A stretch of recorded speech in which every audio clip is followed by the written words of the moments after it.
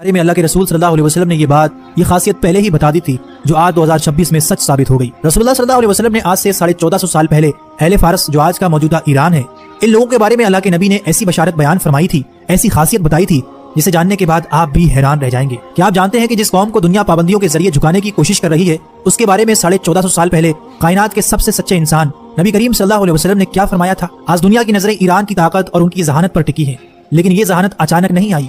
یہ وہ معجزاتی پیشن گوئی ہے جو صحابہ اکرام رضی اللہ تعالیٰ عنہ کے سامنے اس وقت کی گئی تھی جب فارس یعنی پرشیا ایک عظیم سلطنت تھی اور اسلام ابھی پھل پھول رہا تھا۔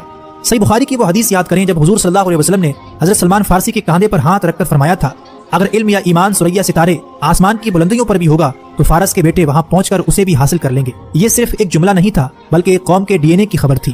تاریخ گواہ ہے کہ امام بخاری ہوں یا امام مسلم ہوں یا بڑے بڑے مسلم سائنسدان، ان کی جڑیں اسی خطے سے تھیں۔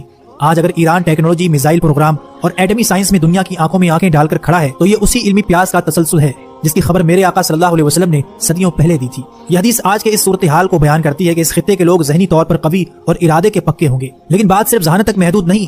نبی صلی اللہ علیہ وسلم کی پیشن گوئیوں کے مطابق قیامت کے قریب مشرق کے اسی خطے خراسان سے ایک ایسی فوج نکلے گی جس کا راستہ دنیا کی کوئی سپر پاور نہیں روک سکے گی۔ یہ وہ فوج ہوگی جو حق کے ساتھ لڑے گی اور اپنے جھنڈے لا کر بیت المقدس کے اوپر گاڑ دے گی۔ آج کے 2026 کے موجودہ ایران کے حالات دیکھیں اور جامعہ ترمذی کی اس حدیث کو سنیں۔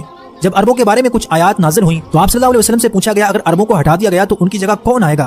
آپ صلی اللہ علیہ وسلم نے حضرت سلمان فارسی کے کاندھوں پر ہاتھ مار کر فرمایا یہ اور اس کی قوم، اور اس کے بعد آپ نے فرمایا کہ اگر علم ثریا ستارے پر بھی ہوتا تو اہل فارس میں سے کچھ لوگ وہاں پہنچ کر بھی اسے حاصل کر لیتے۔ مسند احمد کی ایک اور روایت میں آپ صلی اللہ علیہ وسلم نے فرمایا قریب ہے کہ اللہ تعالیٰ تمہارے ہاتھوں کو عجم غیر عربوں سے بھر دے، پھر وہ اجمی ایسے شیر ہوں گے جو بھاگیں گے نہیں، وہ تمہارے دشمنوں کو قتل کریں گے اور فاتح بنیں گے۔ آج 2026 میں کیا آج ہم اپنی آنکھوں سے وہ منظر نہیں دیکھ رہے؟ یہ تمام تر مخالفت کے باوجود یہ خطہ جھکنے کو تیار نہیں۔ دوستو، یہ محض سیاسی خبریں نہیں ہیں، یہ وہ الہی اشارے ہیں جن سے ہمیں خبردار کیا گیا تھا۔ اللہ کے رسول نے فرمایا تھا کہ ایک وقت ایسا آئے گا کہ تم دیکھو گے مرنے والے کو یہ پتہ نہ ہوگا کہ اسے مارا کیوں جا رہا ہے اور مارنے والے کو یہ پتہ نہ ہوگا کہ وہ مار کیوں رہا ہے۔ یہ جنگی قتل و غارت، ٹیکنالوجی سے لیس آرمی، یہ سب قیامت سے پہلے کی خبردار کرنے والی نشانیاں ہی تو ہیں۔